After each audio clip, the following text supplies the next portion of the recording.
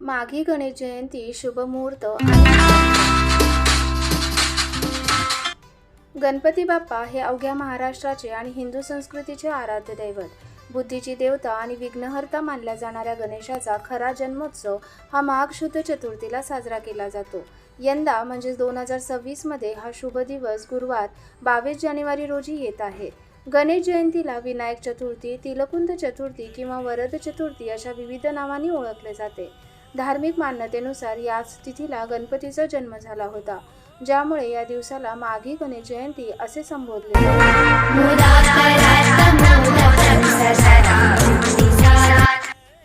माघी गणेश जयंतीच्या पूजेसाठी शास्त्रात मध्यान्ह वेळ अत्यंत महत्त्वाची मानली जाते.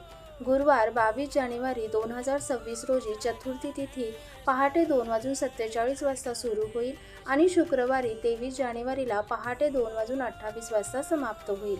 बाप्पाच्या पूजेसाठी सर्वात शुभ मुहूर्त सकाळी 11:29 ते दुपारी 1:37 पर्यंत असेल. या काळात गणेशाची प्राणप्रतिष्ठा किंवा विशेष पूजा अर्चा करणे अत्यंत फळदायी ठरते, ज्यात दुर्वा, जास्वंदीची फुले, तिळाचे लाडू आणि गूळ खोबऱ्याचा नैवेद्य दाखवून गणपतीला प्रसन्न करावे आणि या दिवशी चंद्रदर्शन टाळावे, कारण याला अंगारकी चतुर्थीचे महत्त्वही आहे आणि पंचांगाप्रमाणे भद्राकाळ टाळणे महत्त्वाचे आहे. काय करावे? पूजाविधी आणि तयारी. सकाळी स्नान करून स्वच्छ वस्त्र परिधान करावे. गणपतीची मूर्ती किंवा चित्र पाटावर किंवा चौरंगावर स्थापित करावे.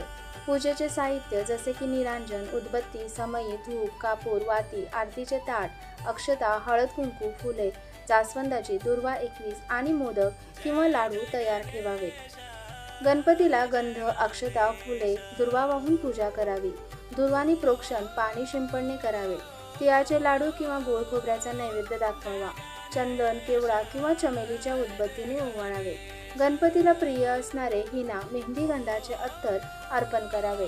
मंत्र म्हणत 2 दुर्वापुराने गणपतीला स्पर्श करून प्राणप्रतिष्ठा करावी. शेवटी आरती करावी. नैवेद्यामध्ये तीळ आणि गुळाचे पदार्थ, तिळाचे लाडू आणि खोबरे यांचा नैवेद्य दाखवणे विशेष फलदायी मानले जाते. या तिथीला स्नान, दान, जप व होम केल्यामुळे या विघ्नविनायकाची कृपादृष्टी सदैव आपल्यावर आणि आपल्या कुटुंबावर राहते असे म्हणतात.